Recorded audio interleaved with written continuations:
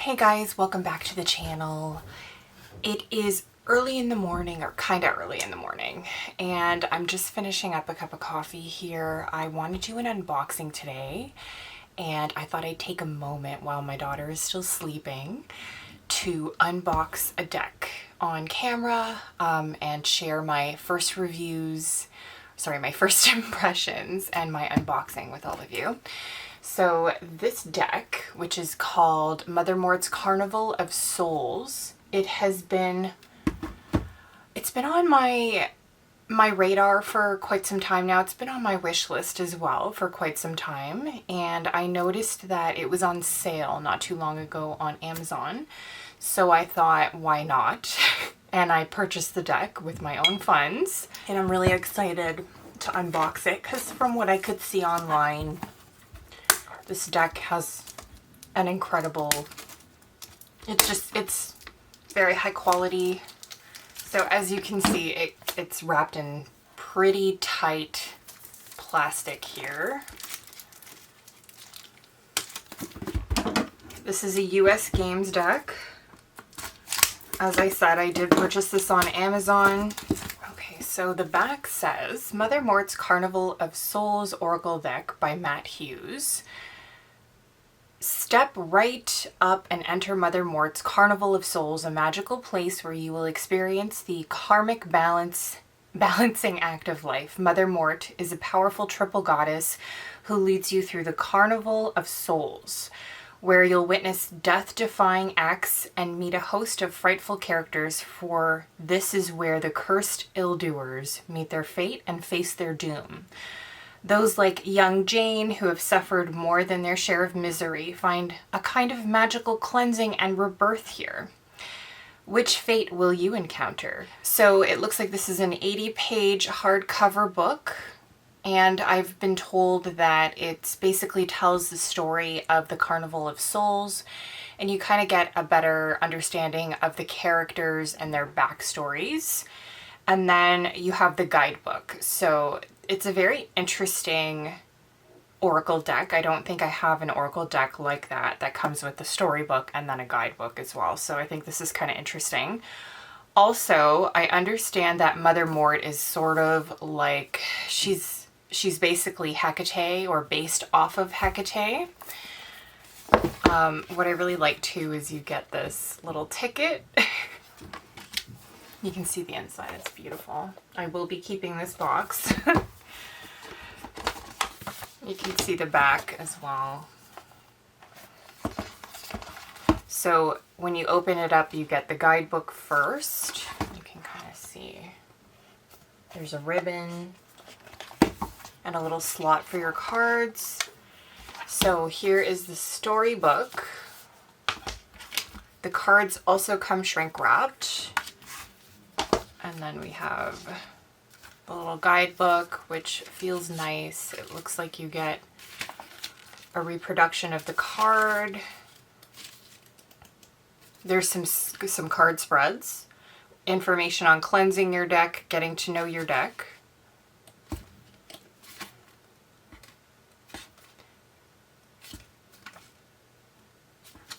And then it goes into the cards.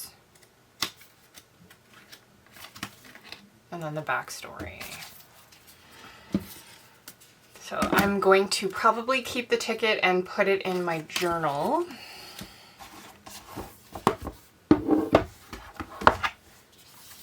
There's no information on the back of the storybook, but look how pretty that is. I'm really impressed with the quality.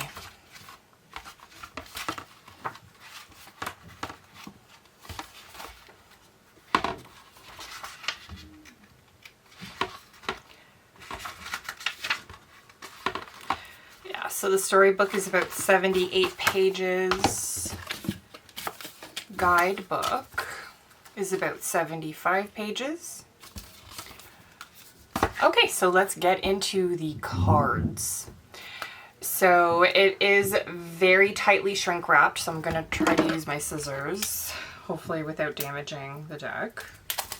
Wow.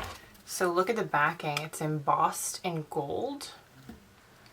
It's like a copper almost, actually, from what I can see in my lighting.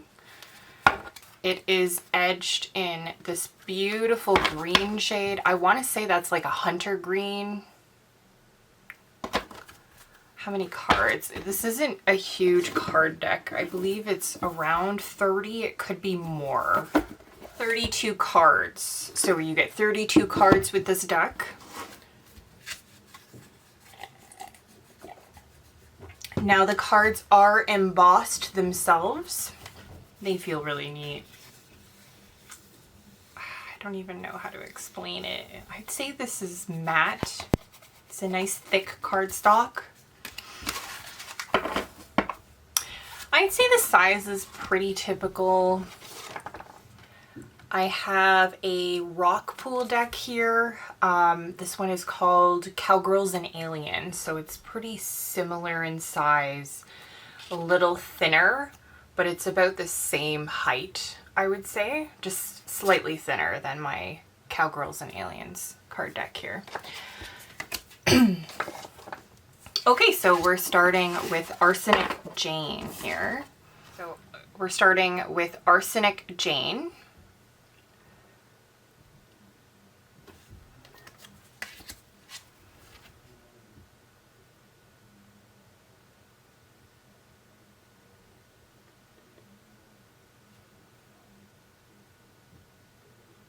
There we go.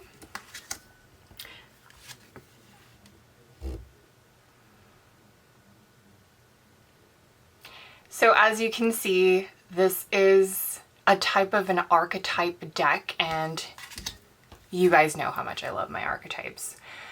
I also absolutely love this crone card. This just feels like Hecate to me.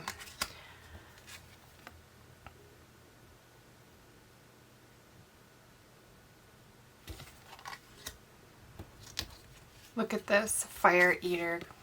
Beautiful. I love the embossing in these cards.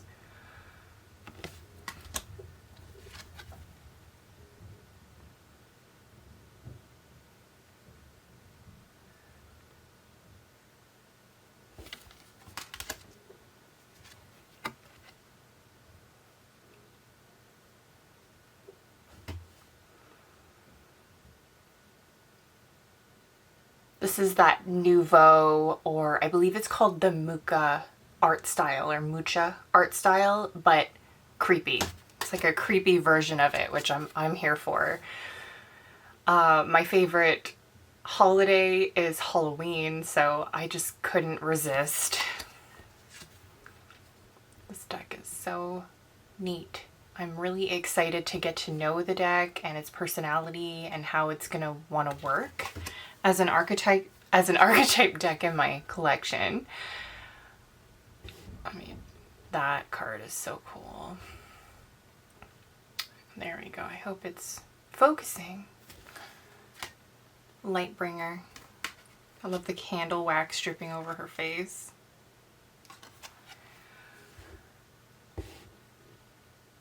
I hate clowns. Madame Pythia. We have a snake charmer here.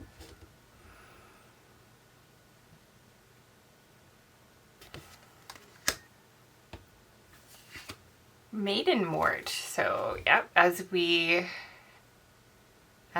pretty sure they mentioned the triple formed goddess here representing Hecate has a maiden, mother, and crone card in here.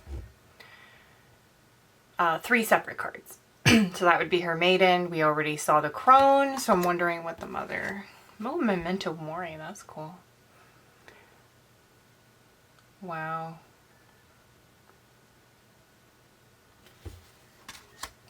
Mirror Mary.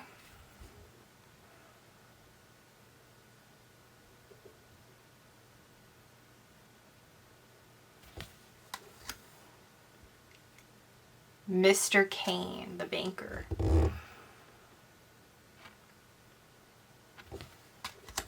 The twins.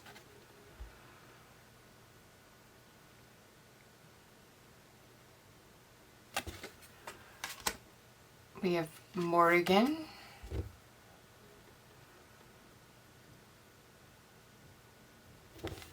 And here is Mother Mort.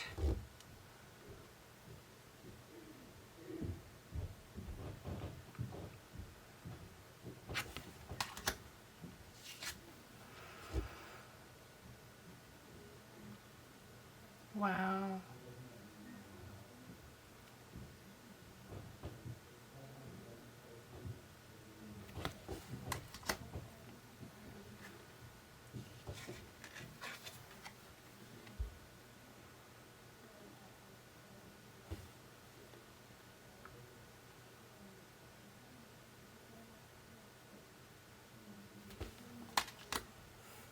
One-eyed Jack.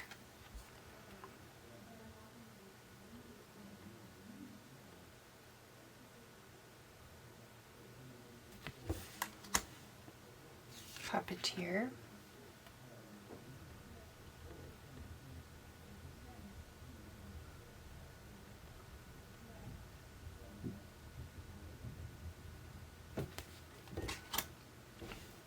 Professor Seinberg, the artist. That's interesting. I was getting a scientist vibe, but apparently he's an artist.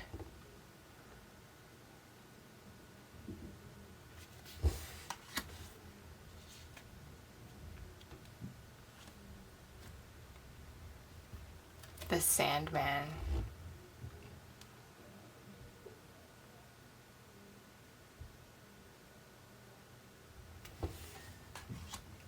There's a siren in the deck.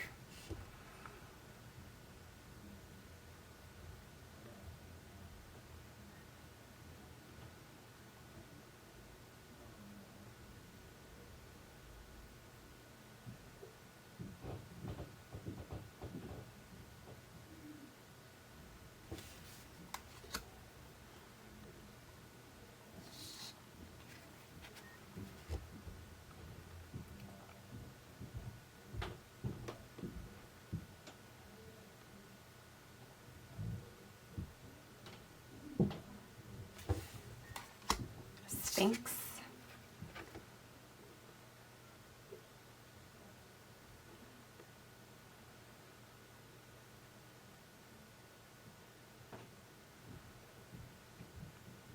Now I don't see any keywords.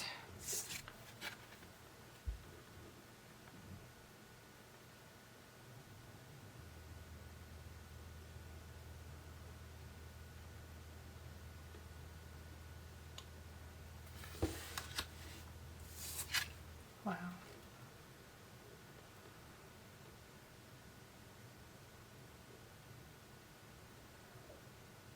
Okay, so we are going to shuffle the deck and pick a card. So I can shuffle this normally, just overhand. I don't have to do it this way, so I think most of you will probably be able to shuffle it overhand like this. So we got Hoodwinks.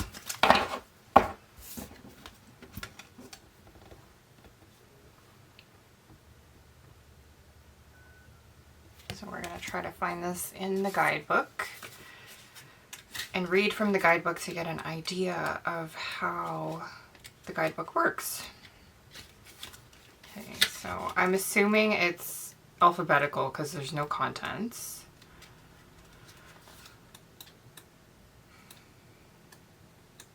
Yeah, so it's alphabetical. Hoodwinks, backstory. The puka are mischievous little creatures who wander among the carnival goers, eager to play pranks on the unsuspecting victims. These shapeshifters can take on many forms, though in the Carnival of Souls they frequently dress as clowns, considered bringers of both good and bad fortune. The appearance of a puka can represent either extreme trickery or refreshing, helpful playfulness.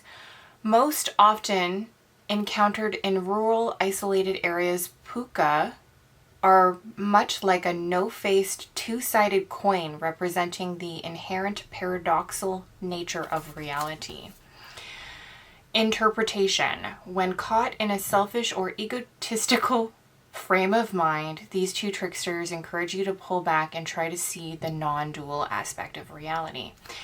Maybe you've been viewing a situation or problem in your life as either or choice, where there's one winner and one loser. This card invites you to shed your black and white thinking and remember that reality is more of a grayscale. So I think it read beautifully. Feel free to take that as a reading if you feel called to it.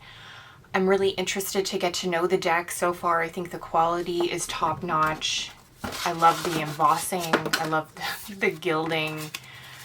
And I love that dark green. You can see it. I'm pretty sure it's showing up on camera. It's beautiful. It's a very beautiful deck. And I'm just excited to get to know its personality and figure out how it wants to play in my collection. Of course, it looks like an archetypal deck, and I'll most likely be using it intuitively as an archetypal deck. And yeah, I'm excited to get to know the deck. Of course, I will let you know my thoughts and opinions of the deck as I get to know it, as with every other deck in my collection. Oh, and before I forget, I just wanted to let you know that I am now offering general collective weekly readings over on my Instagram. My Instagram link is always inside the description box, so you can go ahead and check out that link and check out those videos if you're interested. Thank you so much for watching this video, and I'll see you in the next one. Bye.